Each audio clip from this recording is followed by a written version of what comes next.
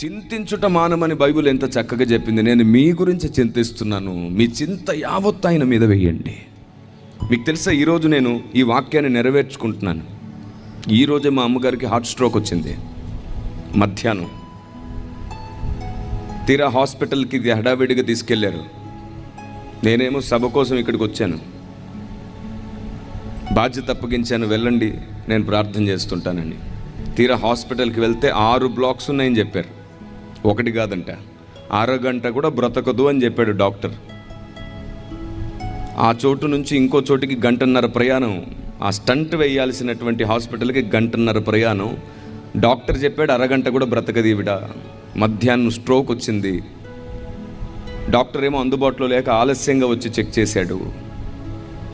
నేనన్నాను, నా దేవుడు ఆ అరగంట సమయాన్ని 6 గంటలు కూడా మార్చగలడు, ఆయనకు అసాధ్యమైంది ఏదీ లేదు. ఈలోపు దేవుడే కార్యం చేసుకుంటాడు.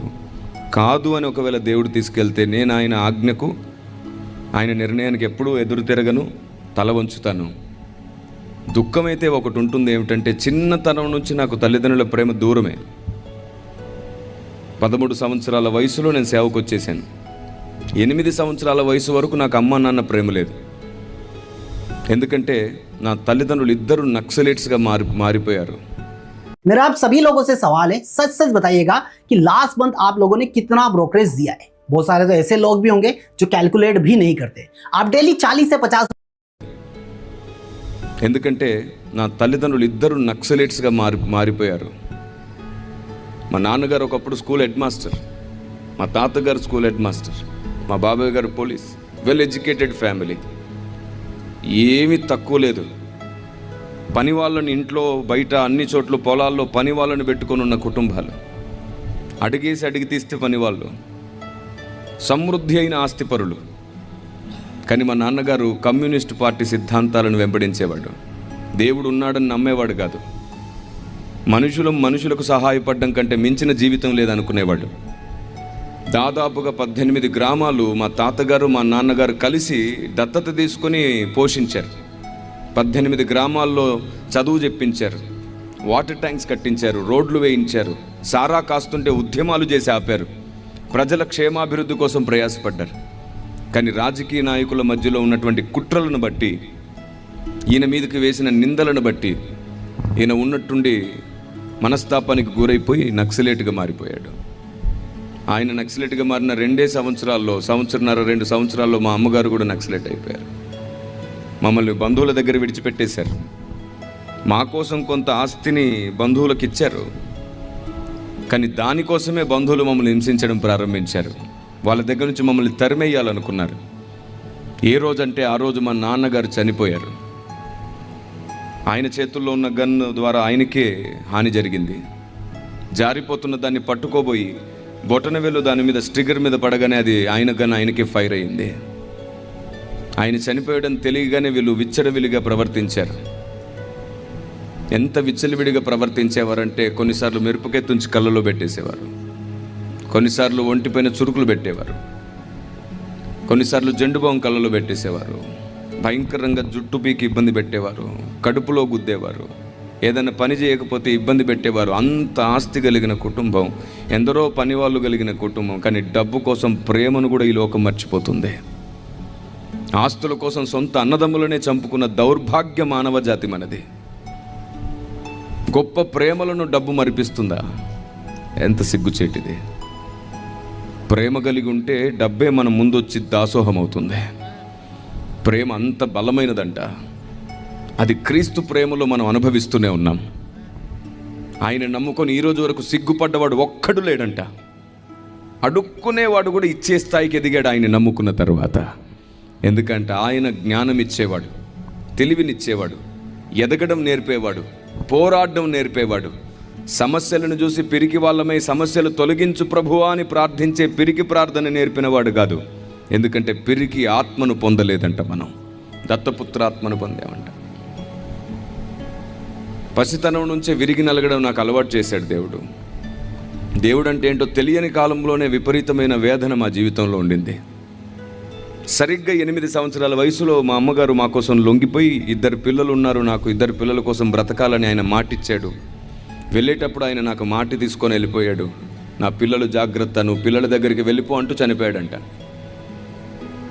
సరే, 8 సంవత్సరాల వయసులో తల్లి ప్రేమ పొందుకుంటున్నాను అనుకునే లోపు 13 సంవత్సరాలకి దేవుని పిలుపునందుకొని సేవకు వచ్చేసాను.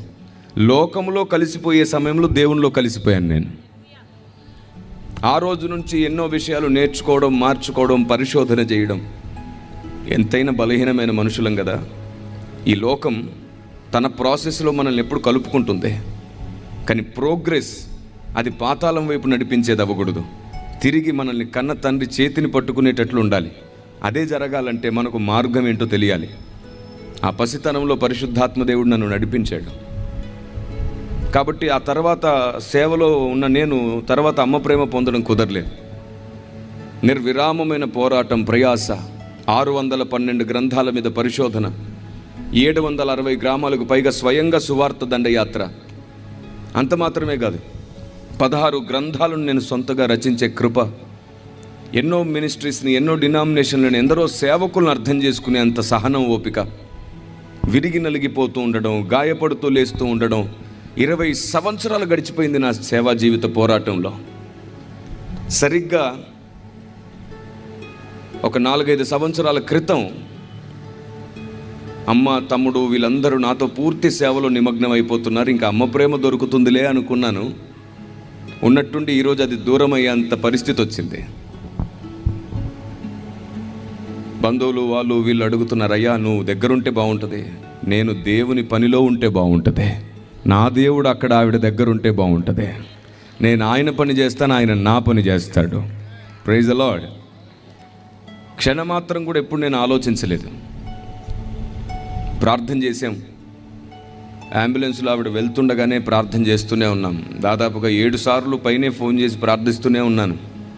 ఆవిడ చెప్తుంది, నాన్న నాకు నొప్పి తగ్గిపోయింది, నువ్వు ప్రార్థించగానే ధైర్యంగా నీ పని నువ్వు చెయ్యి, ప్రాబ్లం లేదు. నేను నిన్ను దేవునికి సమర్పించిందే నాలాంటి దౌర్భాగ్యురాలైన తల్లులు భాగ్యవంతులు అవ్వాలి.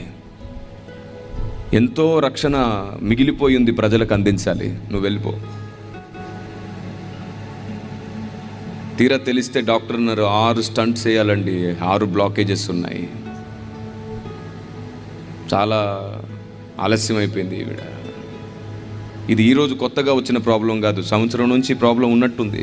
మెల్లిమెల్లిగా గూడు కట్టి ఈరోజు హెల్దీగా ఉంటుంది. అసలు ఎప్పుడు ఏ సమస్య లేదు, ఎప్పుడు చిన్న కంప్లైంట్ లేదు, బాగుంటుంది. ఎందుకు ఇలా జరుగుతుందో తెలుసా? ఈ విషయం మీకు ఎందుకు చెప్తున్నానంటే, మనం అందరం కల్తీ ఆహారం తింటున్నాం. ఎప్పుడు ఎవరికి ఏ సమస్య వస్తుందో తెలియదు. పుత్తిన రాజకుమార్ జ్ఞాపకం ఉన్నాడా? Karnataka cine actor. గడిచిన సంవత్సరం ఆయన హఠాత్తుగా గుండె ఆగి చనిపోయాడు, కార్డియాక్ అరెస్ట్ ద్వారా కదా. అసలు ఎంత బలవంతుడంటే, ఎంత శక్తిమంతుడంటే, శరీరంలో ఆయనకు అసలు బలహీనత ఉందని ఎవరు ఒప్పుకోలేరు, నమ్మలేరు. ఉన్నట్టుండి గుండె ఆగిందంటే ఆశ్చర్యం వేసింది. కండలు తిరిగిన వీరుడు, ఎప్పుడు యాక్టివ్గా ఉంటాడు, ఏ కంప్లైంట్ లేదు, ఉన్నట్టుండి గుండె ఆగిపోయింది. నిజమే కదా. ఆవిరి వంటి జీవితాలంట మనవి. గడ్డి పువ్వులాగా అప్పటికప్పుడు ఎండిపోతామంట మనం. పంతాలు, పట్టింపులు, సిద్ధాంత పోరాటాల్లో మనుషుల మీద ద్వేషాలు, కోపాలు, ఆవేశంగా మాట్లాడి దేవుని దృష్టికి నిన్ను నువ్వే తగ్గించుకుంటున్నావు. పరిస్థితులు ఏమున్నా సరే ఆయన అన్ని పరిస్థితుల్ని తిరగరాయగల సమర్థుడు. ఎలాంటి స్థితిగతులనైనా మార్చగలిగిన దేవుడు. ఆమేన్. అబ్రహాము విశ్వాసం ఎంత గొప్పది కదా. మృతులలో నుండి కూడా తిరిగి ఇస్తాడు నాకు కుమారుణ్ణి అని నమ్మాడంట. మృతులలో నుండి కూడా తిరిగి ఇవ్వగలడు నా దేవుడని నమ్మిన అబ్రహాము మన ముందున్నాడు. కాబట్టి పరీక్షలు మనందరికీ కలుగుతాయి, కానీ వాటి వెంట మనం పరిగెత్తకూడదు. గుర్తుంచుకోండి, ఎంతసేపు ఆశీర్వాదాలు, దీవెనలు, ఇబ్బందులు వీటి కోసం ప్రార్థన చేస్తూ మానేసేయండి అవన్నీ. ఎంతసేపు ప్రార్థన చేసినప్పుడల్లా ఆశీర్వాదాలు, దీవెనలు, కష్టాలు, కన్నీళ్ళు, అప్పులు, బాధలు మానేసేయండి. వాటి గురించి అడగండి. మొదట ఆయన నీతిని, రాజ్యాన్ని అడిగి చూడండి. ఆయన రాజ్యమే మీకోసం పనిచేయడం ప్రారంభిస్తుంది. ఇది ఆయన అద్భుత కార్యం. దేవునికి స్తోత్రం కలుగును గాక.